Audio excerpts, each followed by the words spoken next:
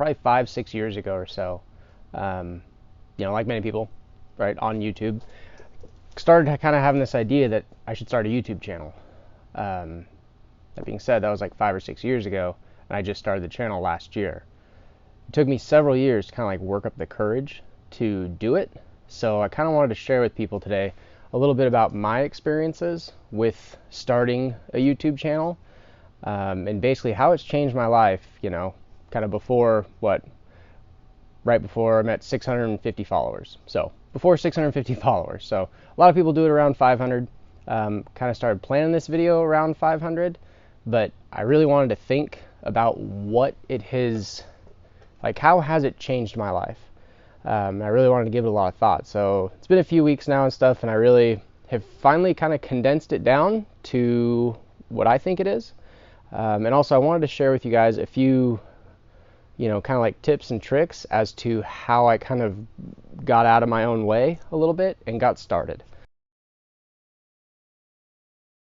So several years ago, right, I wanted to start a YouTube channel, but never did. I was always nervous about starting one. There was always a reason. It was never the right time. I didn't have the right camera. I didn't know how to edit. There's always an excuse that I had that I would come up with. You name it. I could figure out any excuse in the book. So time went on, and for some reason, I kind of just had in the back of my mind this feeling, this thought of, gosh, I should do that. I should do that stuff. And I've kind of, over time, really tried to step into that. Whenever I feel like I'm super nervous about doing something, I always try to kind of step into that a little bit whenever I feel like I should be doing it.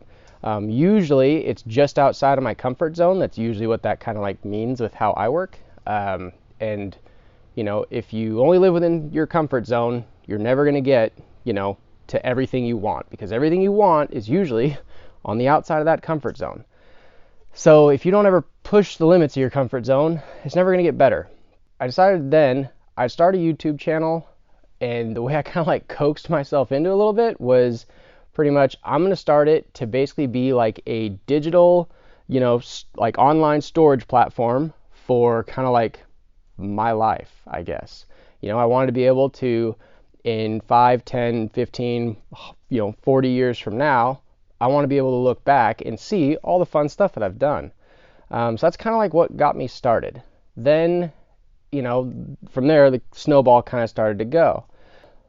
This is where I feel like I've really kind of, over time, thought about it, and what it comes down to is YouTube gives you the excuse to live the life that you want to live.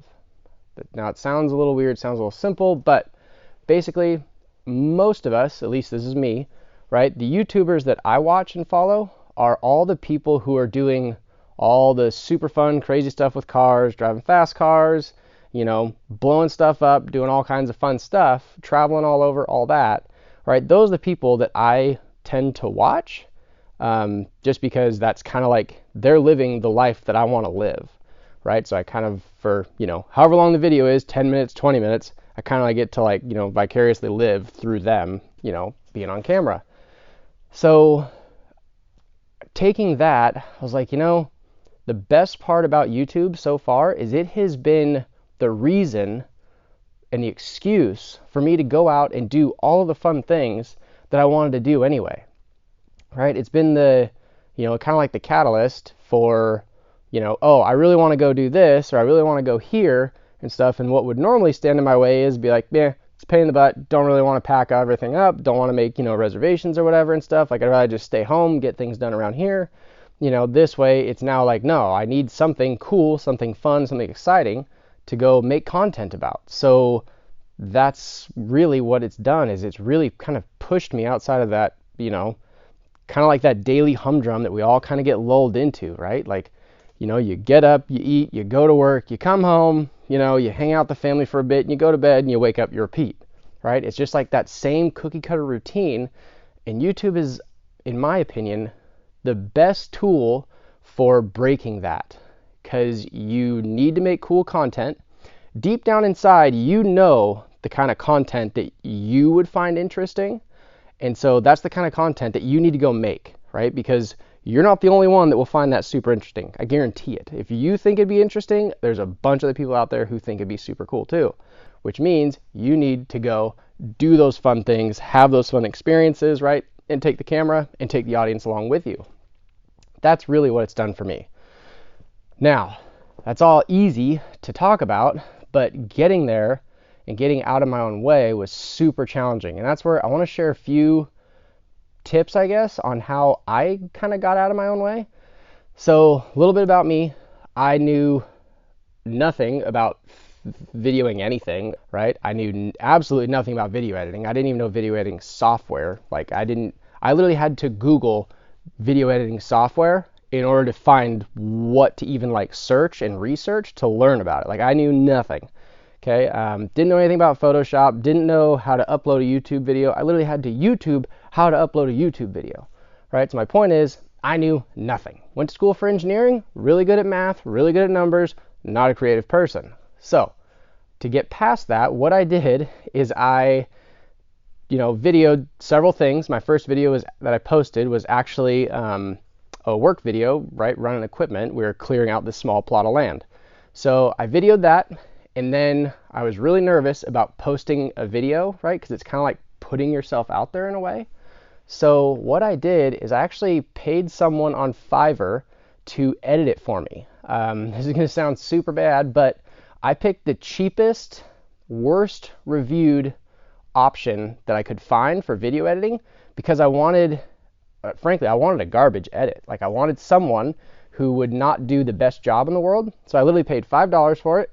And once I got the video edit back, they did it really fast, which it shows.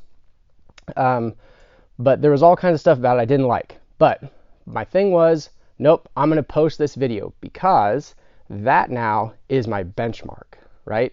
And I'm not like emotionally attached to it. I'm not emotionally tied to it. And I can always say, no, I didn't edit that. I didn't do that. So it's not mine.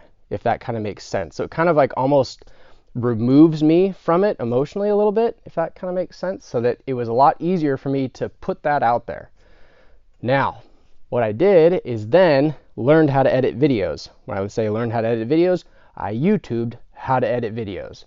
And my goal was, my first video that I was going to edit, I was going to pick one thing from my first video that I paid to have edited. I was going to pick one thing and I was going to do it better than what they did, right? They had all these funky, like weird transitions that happened like every 5 seconds. It was kind of a little overwhelming. So I was like, okay, I want simple transitions. That's it.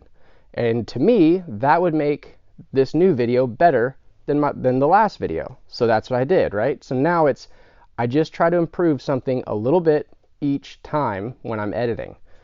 And it makes it a lot easier to learn how to edit. Just like everybody else, your first videos are going to be crap. You're going to know it. Like when you are uploading the YouTube video, you're going to be like, no, this is not that great, but this is the best that I can do. And when you spend, in my case, I spend 12 hours editing my first video, mainly because I had to learn how to edit videos. But when you upload it, you're going to be like, this is not the best thing in the world, but it's what I have right now. It's where I'm at right now. And it's a step. And that's all that YouTube is it's a bunch of little steps that YouTube kind of like holds you accountable for, right? With all the data and analytics and stuff like that, you can see the channel kind of grow. And so it really kind of keeps you just kind of like marching one foot in front of the other. So that's how I got started doing it. And it really, I think it made it a lot easier for me. So hopefully somebody else out there will find that helpful. And it'll help kind of encourage you to get out of, because like we all get stuck, right? We all get stuck and we kind of get trapped like almost in our own way. So hopefully by being able to kind of like dissociate yourself with that video, have somebody else edit it, make sure that they do a terrible job. Like that is, as weird as it sounds, like that's actually kind of a key, because then you're not emotionally connected to it at all. And you can do better than that. So upload that first, right? Then you can just start these incremental building blocks. So that's where I was, and I'm still learning today. I still get all kinds of comments about things that I can do better. And that's one thing that also surprised me a lot. So one of my biggest excuses is I was always nervous about uploading videos to YouTube because we all know internet trolls and how great they can be, sarcastically. So I was always nervous about uploading a video and having people just like tear it down and just be like, oh, this is crap, this is garbage, you're a waste of time, like you should just curl up in the corner and, and just like stop. So I was always nervous about that. That never happened. Like even still, the only kind of negative comments that you will probably receive at first is people just giving you ideas on, hey, like what? I just actually last night, I just had a comment. Some guy told me that basically one of my videos, he asked if it was filmed on a potato and stuff. And I obviously told him no, it wasn't and stuff. And I said, why? What was bad about it that could be better? And stuff. And he told me exactly how to do it. If you really kind of think about it, it was actually a positive comment because I learned something out of it, right? Otherwise, the 99% of all the other comments are all, hey, this was super helpful. Looks like you guys are having a lot of fun. All kinds of stuff that are just encouraging and people telling you, hey, I found this super helpful. I was lost without this. Like, thank you for making this video, or whatever it is. They will find it helpful and they'll tell you. And that also really kind of keeps you going. So don't think that, if my first video is garbage, it's going to get all kinds of negative hate and it's going to be bad. No, it's not. Like, I guarantee you that will not happen. It's kind of interesting how the internet works because when you're kind of like your most vulnerable, people don't really seem to tear you down too much. They always wait until you're doing like really good and then they start with all the hate comments. But once you're, while you're like way down here, they don't really care at all. Like most of the comments are always helpful and positive and encouraging. So just know that when you go post a video, it's going to be okay. I really hope that this encourages somebody else out there to start YouTube, because when I kind of saw like these video titles, of like, oh, how YouTube changed my life and stuff, I'm like, YouTube doesn't change your life. YouTube is a tool that gets you out of your own way to change your own life. It really is kind of like just a way of holding you accountable in a way, just because like your audience is there wanting more videos. So it really gets you out of your comfort zone to go do all the things that you already want to do and experience, but it gives you the excuse to get out there and go do it and live the life that you want to live. So I'd say that's how YouTube has changed my life, by getting me out of my own way. My only goal is I just want to just have this help at least one person, is just start uploading videos. Even if you do it my way, pick somebody on Fiverr, pay them $5 to edit a video, or pick a friend and literally tell them, do not do a good job on this video edit. You can spend 10 minutes at most. That's it. And then just try to incrementally improve every time. So if you've made it this far in this video, I'm going to ask you one favor. Can you please go in the comments section down below and post either why you haven't started your YouTube channel yet, or look at someone else's comment about why they haven't started like their YouTube channel yet and give them some kind of positive encouragement on why they should start, right? Help them with, different ideas on why they should start now or how they could start now. Or if someone posts something about, like a roadblock they have, give them an idea or two on how to get around that, right? I really want to use that comment section to try and kind of help build each other up as a community, because we all want to do it, right? We all want to start a YouTube channel, but we're just nervous about it. So if we can have a bunch of people kind of lift each other up, it'll help encourage everybody to be better as a unit. So hopefully you guys found this video helpful and stuff. And yeah, like and subscribe, and I'll see you guys later.